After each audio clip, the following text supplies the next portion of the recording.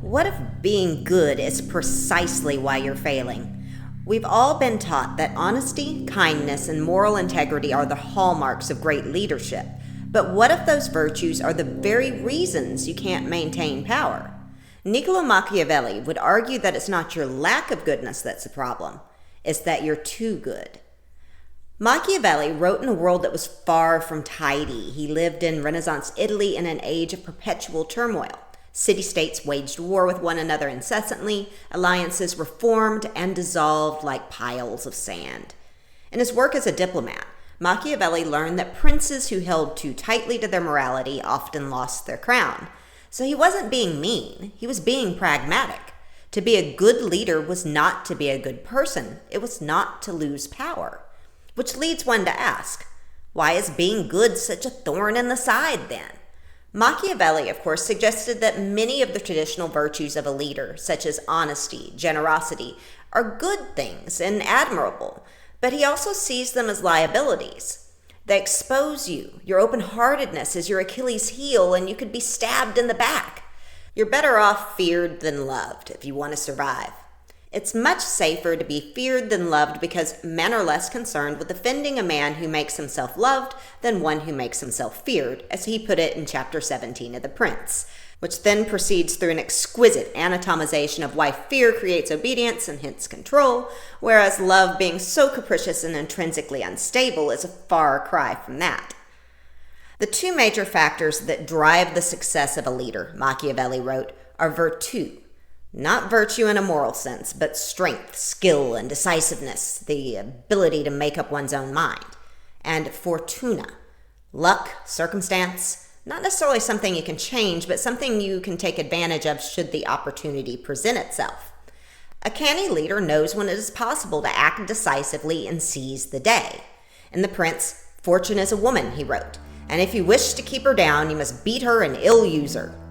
It's a controversial picture, but it illustrates a point.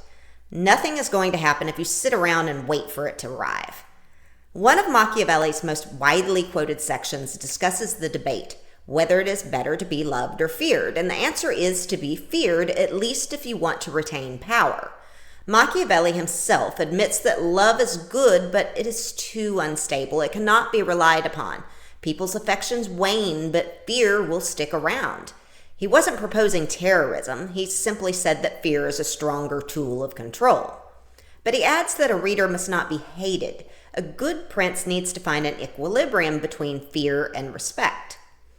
A third core element of Machiavelli's ethos is attention to appearances. Leaders don't need to be good, they simply need to appear good.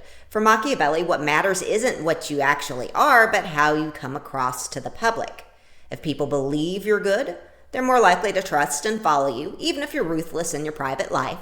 And pointing out that everyone sees what you appear to be, in The Prince, Machiavelli adds, few experience what you really are. So, appearances can protect you no matter what you do.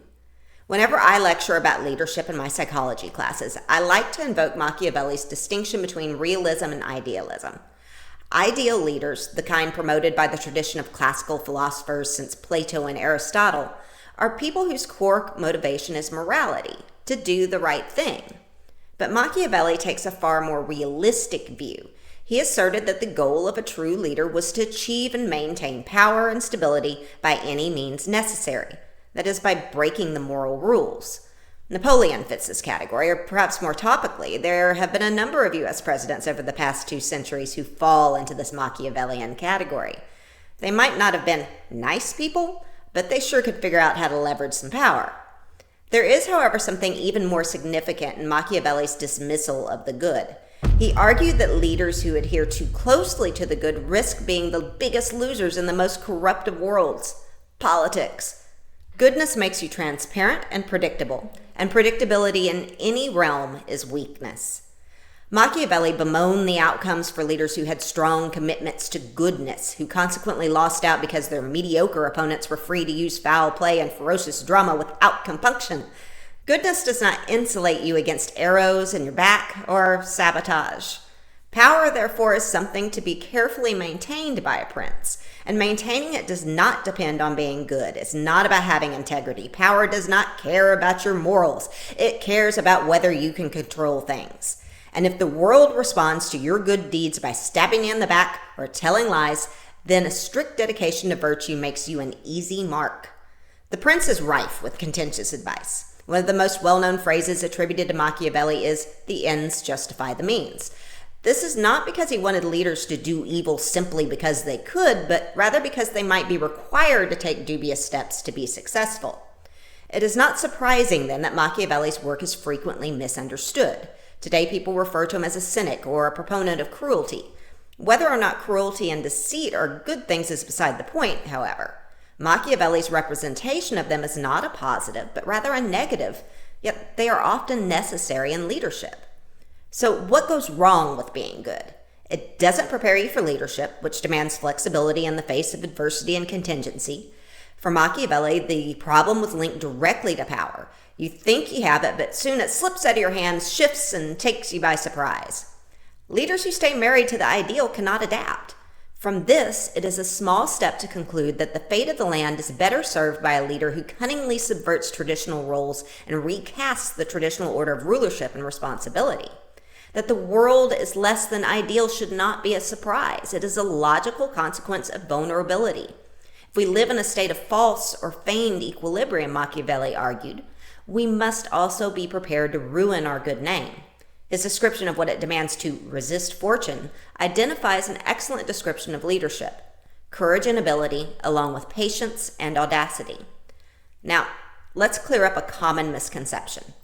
Machiavelli did not advocate for bad behavior. There is some disagreement about whether The Prince should be read as serious advice or as satire directed at the Medici family who ruled Florence at the time and with whom Machiavelli had worked.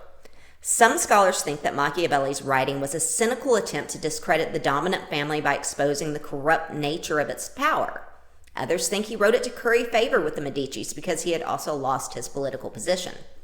Which reading one adopts makes a difference to the interpretation of the text. Was Machiavelli winking at the cruel political tactics of princes with his readers, mocking them for not taking them seriously? Or was Machiavelli presenting a survival guide for princes in earnest?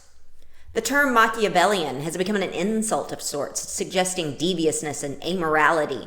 Though perhaps cynical, certainly ironic and manipulative, The Prince does not really advocate for evil for its own sake, but describes raw realities about power and the choices rulers have to make to retain it.